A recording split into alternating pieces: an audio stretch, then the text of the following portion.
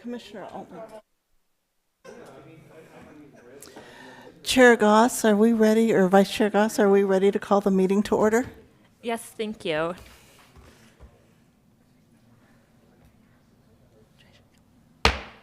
I call this meeting to order at 6:31 p.m. And let's stand for the Pledge of Allegiance.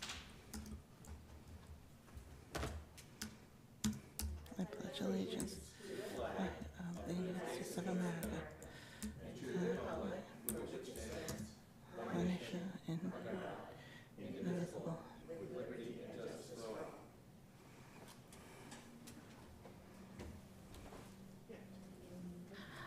Madam Clerk, please call roll call. Yes, Commissioner Marilyn Abalon, Present. Commissioner Eric Altman, Present. Commissioner Devet Mohammed, Present. Vice Chair Shelby Goss, Present. and Chair Charles Plummer is absent this evening. Thank you. First up, we have presentations, and I believe there are no presentations on the agenda for this evening. Correct? Okay, so we can move on. Next, we have public comment for items not on the agenda. Anyone who would like to provide public comment online? We have no public comments this evening. All right, thank you. I will close public comments. Next, Director Cooper, are there any agenda changes? Thank you, Vice Chair Goss. We have no agenda changes tonight. Okay, thank you. Moving to the consent calendar, may I have a motion to approve the consent calendar for the minutes of May 28th, 2026?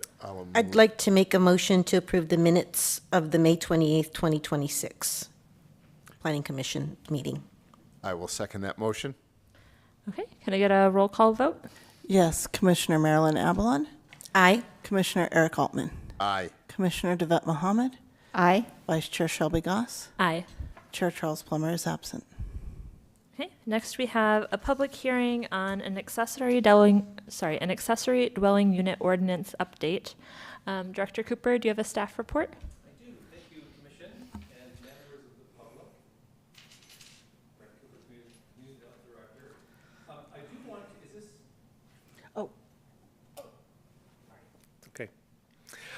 We did receive late this afternoon a letter from Cal HDF, and they apparently have some comments on our accessory dwelling unit ordinance. And I guess that's the reason we have public hearings, so people from the public and agencies can review the work and offer their comments. I haven't had a chance to review their letter, apart from noting that they are suggesting there's some areas of the ordinance that might need amendment. So I went to all this trouble of creating a presentation. So I'd like to give it to you, but I think I would change my recommendation to ask the Commission to continue this hearing to your next regularly scheduled Planning Commission meeting, and that way the City Attorney and I can review the letter in detail, make sure that we're addressing any valid comments that we've heard, and fold that into the ordinance as necessary. So with that, and then next time I'll have a shorter presentation, because I'm giving you the long one now. I'm reminding you that we have a housing element. And it was adopted and certified by State Housing and Community Development in 2023. So it's already 3 years old of our 8-year cycle. By the way, I had a meeting with the Napa Sonoma Collaborative talking about the upcoming housing element cycle in 2031. And it's sooner than it thinks, because there are a number of things that we'll need to start thinking about years in advance. And so these things are ongoing. In our housing element today, there is a very long list of implementation measures, and we've been working away on them diligently. I have one here for the ADU ordinance, and this is a regularly updated ordinance. State law is constantly evolving. requiring new changes to stay up to speed, but it is part of just the housing element implementation programs, of which there are over 70 measures. So I guess if you break that down per month, that's maybe like one a month for 8 years.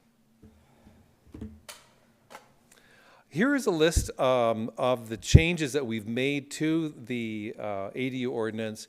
There's nothing really large. There's nothing significant in the way in which we would review ADU applications.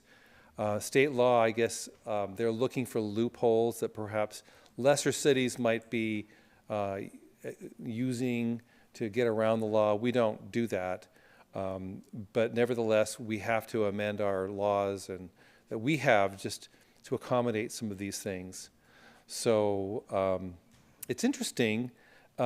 There is a new rule now that if you have a junior ADU, so this would be a smaller unit that is attached within the footprint of the house. And you can build a junior ADU where the bathroom is shared with the rest of the house.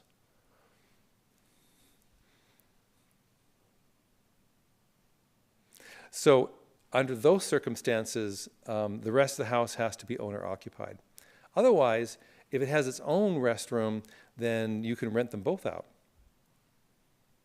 So state law, the folks at HCD sent us a letter in May informing us all these different laws, and so we've looked them up, and this came up as something we have to make a note of. We have never allowed less than 30-day rentals for junior accessory dwelling unit because that makes it into like an Airbnb, and the purpose is for housing and not for transient use. So there's a slight wording change that helps make that very specific. It doesn't change what we've done and perhaps even the language that's there now, but there's a specific language. The size of a junior ADU, there was also a slight distinction to clarify that it's equal or less than 500 square feet of interior livable space. I guess that would exclude garages, because they're not, per the building code, it's not considered a livable area. But there's a distinction here about it being a size relative to livable space. We did exempt ADUs and junior ADUs from certain impact fees, and so this further clarifies that rule. When we get applications, we have 15 days to conduct a completeness review. Our practice is 10 business days, and so the state law actually is more lenient than our current practice, but we have to put this into the ordinance to meet state law. There is an interesting aspect to accessory dwelling units. If the application for it and the building permit doesn't meet standards, we have 60 days in which to have, hopefully the applicant corrects it, but if that doesn't happen, then state law says we actually have to literally deny the application. And then let them resubmit later on. I put this in the category of yet another distinction without a difference. We wouldn't kick people out of a system because they have to update their plans. But state law has a term of art that they put into the ordinance that requires us to literally deny them, which I think if someone's building an ADU, I'm sure I'd want to be denied. Just going to get something right. So anyway, we work through that. There has always been a rule if the house for the accessory dwelling unit does not have sprinklers, and some of the older ones don't, then we are not allowed to require sprinklers in the junior accessory dwelling units. And so there was a language clarification there just to make it perfectly clear. And then there's also a final distinction here. I believe it was also in the old ordinance, but there's a word term change. There are buildings and homes in elsewhere, everywhere, where there may be code violations. And I guess some cities are saying you can't have the ADU unless you fix everything up. That's not something we've never done and wouldn't do. But apparently it does happen, I guess, in some cities. And so it has to be in the ordinance here that we will not deny an accessory dwelling unit if there are other code violations on the property. We work with people to correct them, of course, but we wouldn't go so far as to say you can't have your ADU permit. But the law says we have to make sure we say that. So those are the changes on this current update. Our last accessory dwelling unit update was, I think, a little less than 2 years ago. So they're pretty regular. So I guess if we hadn't done it for a while, I'd be talking about much, more bigger changes. So we're trying to, kind of like our iPhones or cell phones, keep it updated, so we don't have any glitches. I did want to talk about, there was a workshop here about a month ago hosted by Napa County. They have a grant program for ADUs. And so I was part of a panel of, among others who were really well versed in ADU worlds. But we did get a question from a member of the audience who lives in town, and he once asked if he could be allowed to build a stacked ADU, one on top of another. I hadn't heard of that before. I didn't know why that would be a no, but the state law today doesn't contemplate a two-story ADU. Now, it does talk about building one on the second floor of an existing house, like over the garage, over an existing house, but not standalone, freestanding 2 stories. Hadn't come up before. So our ordinance doesn't permit that because our ordinance is based on state law, which doesn't allow it. But that doesn't mean we can't do it if we want to. So I've been pondering zoning regulations where how could this be allowed in a manner that would fit into a neighborhood without bothering the neighbors any more than one, unreasonably. So if I think about the current ADU rules today, they allow a single-story detached ADU anywhere on the lot, backyard, 3 feet from the side yard and the backyard. So that's pretty close. But if you think about a single story, most homes have 6-foot fences in between.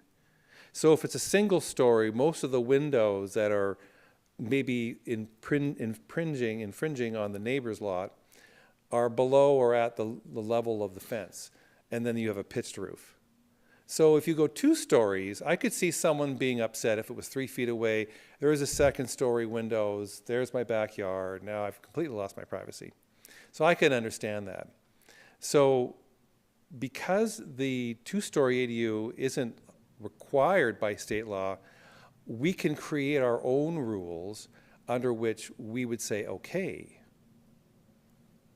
So I've been kind of pondering some of these, and that would be, today you get a 1,200 square foot detached. So what if you took it, split it in half, allowed 800, 800, and turned it on its end?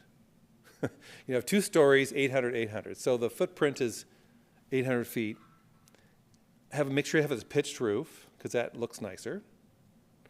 And then separate it 10 feet from the side yard and backyard. So not 3 feet, but 10 feet.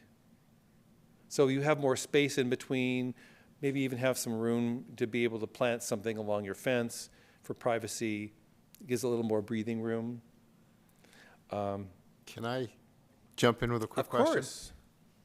I might have misheard, but I thought you had said that the current standalone size is 1,200. Mm-hmm.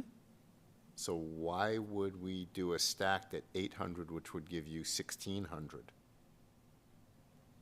It's a bigger number.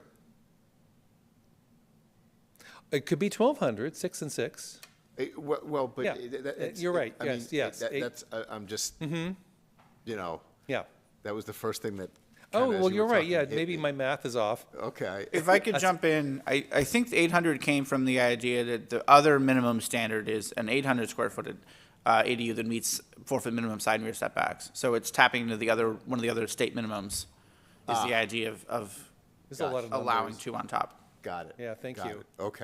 Okay, thank you. But I think you do raise the point, it's, if we are going to allow something that isn't allowed today, we do get to pick the rules. Okay. So that said, the thing that you mentioned initially of a concern of windows looking out, I see how you are somewhat addressing it, but can you, I mean, if we get to make the rules, can we say, hey, no windows that look towards other property? They can look towards the, I don't know what you call it, the parent property of the ADU, but they can't look out at other properties. You could do a roof, skylights, you could do whatever you want to draw natural light in, but no windows on the side that face other properties. That is you could do that. One of the rules for the building code with bedrooms is you have to have a window from which you can escape in the fire and for ventilation. So these are small areas, and you assume what I wrote here would be not having the doors facing the neighbors. So the front door would be probably in the kitchen or like a little seating area, and then the back part would be the bedroom and restroom. So it would constrain how they configure this relatively small area, and given that the front part would be more of the kitchen living, with the rear and side being probably the bedroom and restroom. But there may be other solutions, but you do raise a point. We do get to pick the rules, but keep in mind that we're working with small areas that are probably constrained on a rule like that might have some consequences that might make them infeasible just because of the small area. I did have, just for fun, an example of what it might look like. Just to, and there's a sort of example little floor plans. I guess a studio, small, if it was maybe 600 feet, you'd have perhaps more of a studio format, which then maybe makes it more flexible for windows. But if you have a separate bedroom, then I don't know. You have to. I'm not an architect, but anyway, just kind of getting some ideas. So I didn't want to bring this change to you today. We're sort of cooking up ideas and thinking it through, and wanted to just get your reaction on if this is something to pursue, and kind of look at what might be issues of concern to the commission as we kind of work through this. It's not really on a specific time frame, but seems like a good time to be thinking about it as we're making other changes to the ADU ordinance. And we can put that picture in the ordinance, make it look like that. This is, by the way, this is, believe it or not, this is an AI image that I specified, and it turned out pretty good.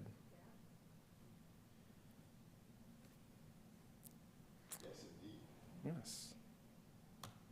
So I guess I'm changing my recommendation to continue to your next regular meeting. We do have time. The city council agenda is full until September, so we could bring this back in your July meeting, and it wouldn't pinch up against a planned council meeting. And then once it's adopted, it needs to go to the State Department of Housing and Community Development, and then they'll have their little look through and let me know if I missed anything.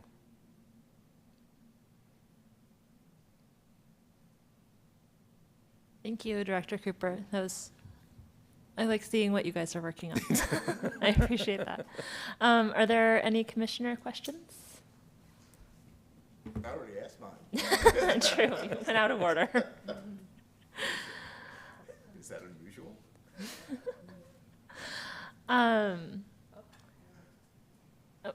Commissioner Avalon?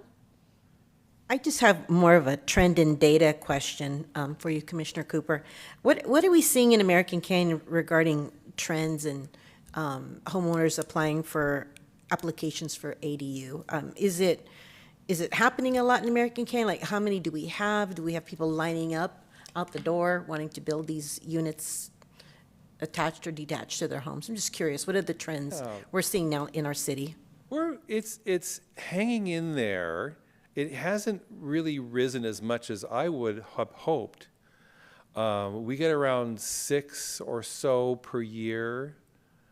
And so I think the reality of the matter is when people have a home, they have to become the owners have to become landlords, and they have to build it too.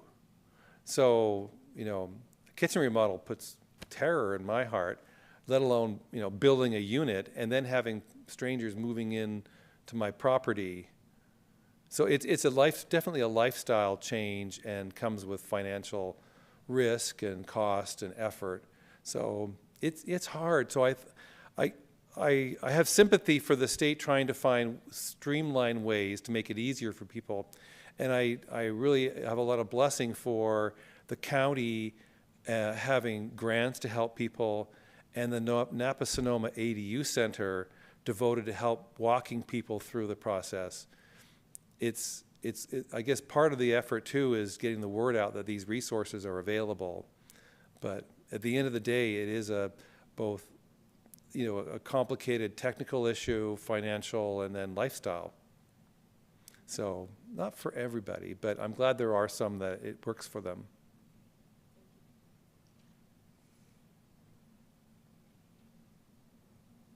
Any other commissioner questions? Okay, are there any public comments? There's no public comment other than the written comment we received from Cal HDF. Okay, thank you. So I guess given that, is there a motion to I would continue? like to go ahead and make a motion to continue the public hearing for the accessory dwelling unit ordinance update to our next meeting. Is there a second? I second. Next regularly scheduled meeting. Can we do a roll call vote? Yes, Commissioner Marilyn Avalon, Aye. Commissioner Eric Altman, Aye. Commissioner Devet Mohammed, Aye. Vice Chair Shelby Goss, Aye. and Chair Charles Plummer is absent. Okay, thank you. And thank you, Director Cooper, again for that presentation. And the update from Cal HDF also. Thank you, and next time I can delete a couple of slides, 'cause you'll remember. And we always need all of the information, all of the reminders. Moving on to business, looks like there are no business items, so we will move to management reports. Director See. Cooper? Well, I do have some update for you that's even more recent than the table that I sent with the packet. And these are all kind of exciting in a way. The one that's maybe exciting in a bad way is the Napa Olympia Mobile Home Park. Residents have received a very high rent increase. And so there is a very complicated and thorough process to consider it, review it, feedback, independence. So we're kind of working our way through that. We'll be having a website set up pretty soon that will be able to, they'll show all the process and where we are and what information is available with each of the process. But at the moment, there were, as of yesterday, we received petitions from residents requesting mediation. We've reviewed that, affirmed that there are enough residents who've signed it to move forward with mediation. If mediation is unsuccessful, it moves on to arbitration, and then the arbitration would be final. But in between that, there's a lot of detail. So we're working through that. I know it's really important to the people who live there, and it's a large increase. So apart from that, yesterday we received an application for pre-zoning for the Hess Laird property. This is earmarked in our general plan as special study. And so this pre-zoning would essentially fulfill what the pre-zoning was envisioning is in terms of getting something in place that might ultimately lead to annexation. So some complicated issues with that, with the urban limit line and such. And we have our best and brightest legal minds working on that. Which property is that? Where is that located? It's north of the Paoli Watson property on the east side of the highway, just across the bridge. Which, by the way, the Paoli Watson property was approved for annexation into the city by LAFCO, and we're in, I guess, it's not an appeal, it's like a protest hearing. The LAFCO process has what's called a protest hearing. So LAFCO sent out a notice to the people entitled to register concern, if any, and then that results in another LAFCO, not a LAFCO hearing, but a protest meeting set for a couple weeks from now. Yeah. And they'll assess if there's a statutory protest or not. Right. And depending on the outcome of that, the annexation will be done and approved, or it might go to a voter vote, or it may not continue. We are confident that it should go forward, but that process is going through as to the Paoli Watson Lane annexation through LAFCO. Do we know if people are protesting in advance, or is they effectively are protesting at this? We don't yet know. To my knowledge, nobody has submitted anything yet to LAFCO, but we don't have minute by minute updates. But it's like a Prop 218 hearing where it's not counted until the end. Right, right. So what is the date for that? That I have to double check. It's the middle of July, but off the top of my head, I'm not sure which one. We'll circle back by email. Close enough, that's fine. Yeah. Yeah, thank you. And that's all run through LAFCO. Right. That's not one we're running. Yeah. Right. Yeah, no, I get it. And then about a week ago or so, maybe less than that, I'm not sure if they've necessarily paid their deposit yet, but anyway, it's recent, would be a modification to the Promontory project. This is in Watson Ranch, the only property not owned by AC1. And so they have some requests to amend some of their conditions of approval.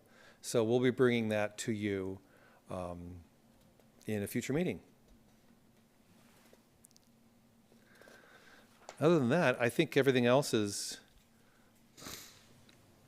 glad I had something to tell you, because everything else is not a whole lot different than the month before.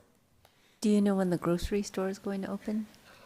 That's I actually had inquired with the property owner a couple of days ago.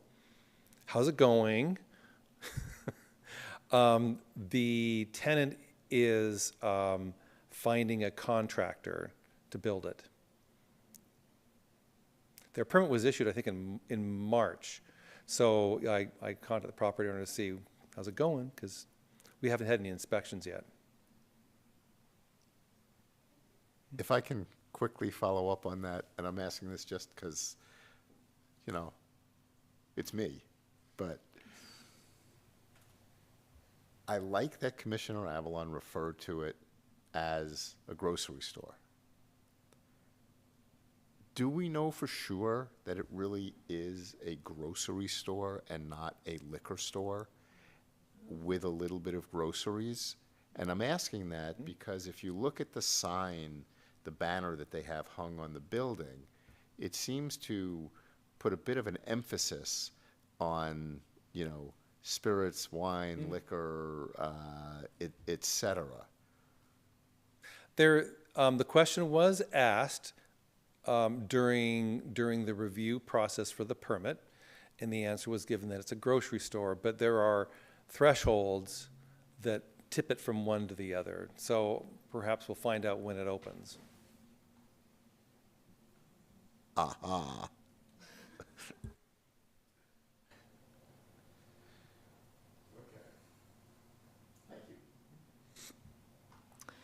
Any other questions or updates? Okay. All right. Well, thank you, Director Cooper. Thank you. And then moving to Planning Commissioner comments. And do any commissioners have comments or updates, good and welfare you'd like to share? No? Okay. All right then. With that, I hereby adjourn this meeting at 7:01 p.m. Thank you and good night. Awesome.